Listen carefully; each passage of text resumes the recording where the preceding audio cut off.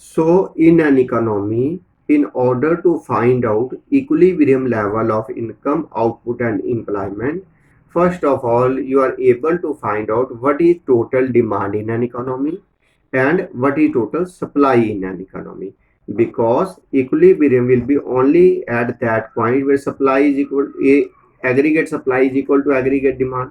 And when you are able to find out total demand, that is aggregate demand of an economy in an accounting year, then you are able to produce corresponding to this demand. And when supply will be produced, then you are able to adjust employment level according to this demand level. It means in order to find out the equilibrium level of employment, how much employment will be given to the people in an economy, basically first of all you should find out what is aggregate demand, means how much will be the demand of goods in an economy. Then to procure this demand, to adjust the demand, you will produce according to it, means then aggregate supply is needed. And when you are able to know aggregate demand, aggregate supply, and then you are able to adjust the level of employment in an economy. It means the first thing which you are needed to know in this lesson is what is aggregate demand. Aggregate demand, its components. Aggregate demand. Aggregate demand, briefly written, abbreviation written AD. Aggregate demand, basically it refers to total demand for all final goods and services. Final goods and services by all the sectors of an economy in an accounting year. In an accounting year, you can say in a fiscal year, financial year, same thing, fiscal year. Now, what is aggregate demand? Aggregate demand means total demand. Basically, keep in the mind one thing, it is estimated, not accurate, not exactly measured. It refers to estimated total demand for all final goods, not the intermediate goods. Aggregate demand refers to total demand for all final goods and services.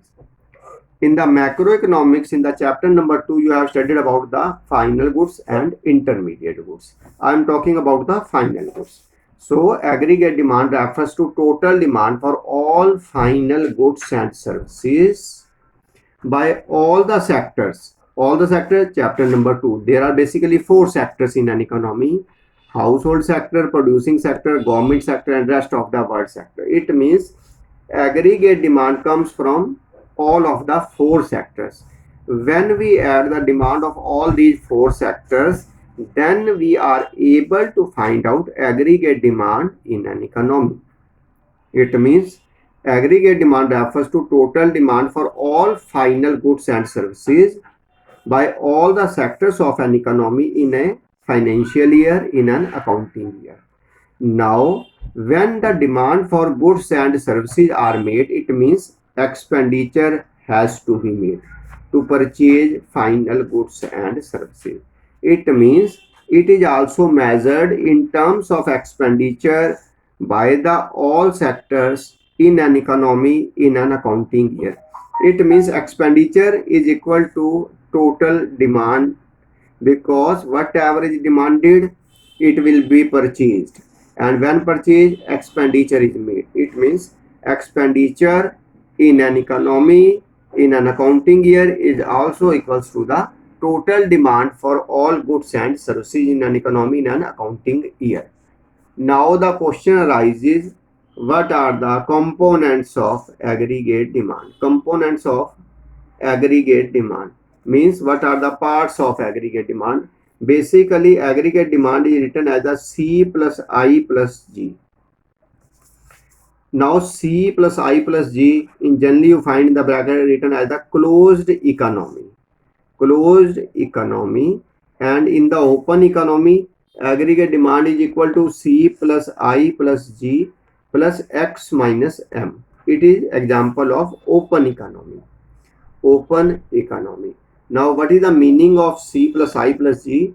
C for consumption demand, I for investment demand, G for government demand. Closed economy is that economy in which no foreign trade takes place. Basically, in modern times, there is no closed economy in the world. Closed economy is that economy in which there is no foreign trade with other countries of the world. Generally, there are less economic transactions with the rest of the world, whereas in the open economy, foreign trade takes place. And when foreign trade takes place, then exports and imports takes place. So, in an open economy, aggregate demand includes consumption demand, investment demand, government demand, and net exports. X for exports, M for imports. Export minus imports refers to the net exports.